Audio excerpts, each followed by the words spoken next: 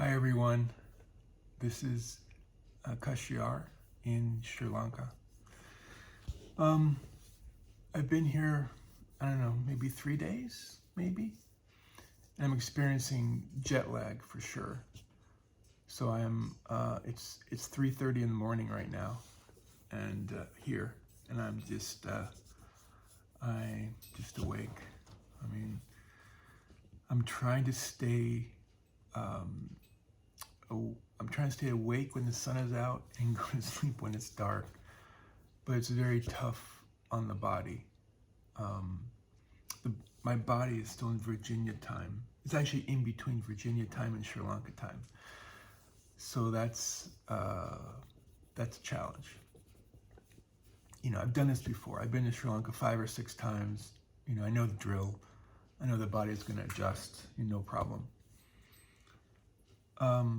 So one of the things I'm trying to adjust to is the climate, and I think it's different to be in a very different climate than your own if you're coming for a visit, but when you know you're going to live somewhere and you brought all your stuff with you, your possessions, I think you look at climate and humidity and heat in a different way. We have AC, we have AC in this room, so you can't see it from here.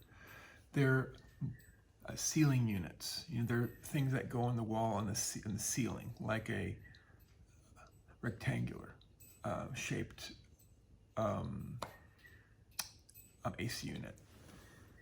So that helps,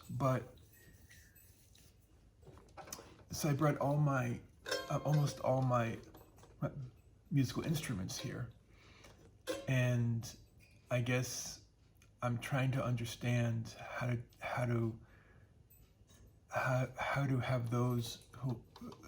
Sri Lankans feel comfortable to live in the house where I'm living, and how to make me feel comfortable, and how to make my stuff feel comfortable. In high humidity, wooden items like pendolins, they're gonna swell and it's gonna affect them. So, my wife is Sri Lankan, and it's very understandable that she likes the natural air. Her body is comfortable in the natural humidity and heat here. So the humidity on average is between 80 and 90% humidity. That's the normal humidity. And it's also normal that I grew up in climate controlled spaces. Maybe as a kid, we didn't have AC in a house, that we lived in. So we had fans, so maybe it's similar to this. But for most of my life, I've been in a climate-controlled environment. So I could regulate the inside of my house easily so that the humidity and temperature is something that I feel comfortable with. So anyway, we're trying to find, a way for my wife to feel comfortable with the Sri Lanka, with what feels good for her body, and then for me to feel comfortable with what feels comfortable for my body, and also just all the things I brought that I enjoy, And this brings up another question, another very important question. How important is stuff? How I think we, and I'll speak about myself, become too attached to things. We receive too much comfort from our possessions. Like, I have a number of instruments: guitars, banjos, mandolins, violins, and I just really love them, but I probably am too attached to them. I'm probably too attached to my stuff. I brought a 40-foot shipping container full of my personal stuff here. I brought my whole life, my whole physical life, with life of possessions here. And that brings up the issue: what is, who are we? What are we? We are not our possessions. We are our senses, our our hearts, our minds, our humanness is really who we are. But I'm telling you, especially in the West, where we consume, where we buy, where we accumulate stuff, we are emotionally attached to our stuff. I am. It worries me when I think about that my musical instruments could be damaged by high humidity. Right now, this is what the temperature, humidity and temperature is right now. So it's 78. It was just 60. I turned the AC off. So it was 60% humidity, 78%, 78 degrees. In America, that would be hot. I would be feeling, wow, it's way too hot. Turn down the AC. Here, it's okay. I can deal with it. It feels okay to my body. But again, this brings up the issue of enjoying life versus being a slave to your possessions, which, in all the religions and spiritualities in the world, they say not to become attached to money, to status, to things outside of yourself, to objects and things outside of yourself.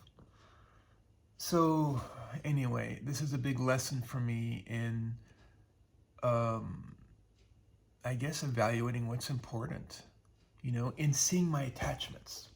And this is something that I mentioned. I may have mentioned before.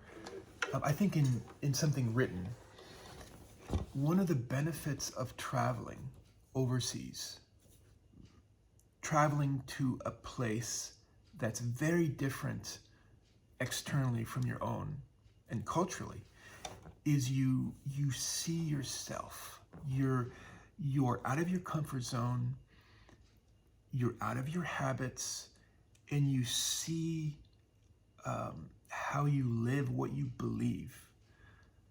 And I guess it gives you the opportunity to examine how you live and what you believe and what's important to you, what's meaningful for you. So that's why I recommend, I think everyone should travel to someplace very different, every few years. Go to, if you haven't been to Europe, go to Europe. Especially Asia, I think it's very different than American culture and Western culture. Go to Thailand, go to Southeast Asia, go to India, which is, I've been there a few times. India, it's mind-blowing. You cannot go to India, travel around, and come back the same person. You just see things differently. So anyway, some more reflections at 3:30 in the morning from a jet-lagged guy trying to adjust to a new tropical southeastern country of Sri Lanka. And right now, trying to understand, relationships are compromised, right? I understand how to meet my wife's needs of not being in full AC all the time, because it not comfortable for her, and how to meet my needs, which I want to moderate the climate for me to feel comfortable, and also I want to take care of my possessions, which again, I acknowledge I'm attached to my possession. I acknowledge that, to my electronics and my musical instruments. So anyway, I will share more as I work through this and I experience this.